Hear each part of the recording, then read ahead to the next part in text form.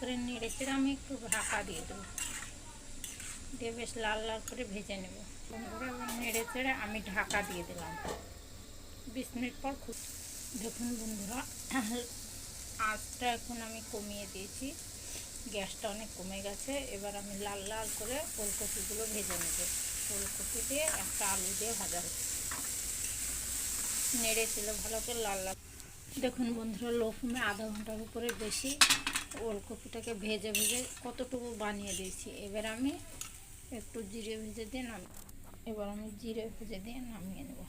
দেখুন ওলকপি এভাবে রান্না করে খেয়ে দেখুন, বহুত টেস্টি। ওলকপি একটা আলু দিয়েছি, দেখুন বুঝতেই পারবেন না যে এটা ওলকপির ভাজা।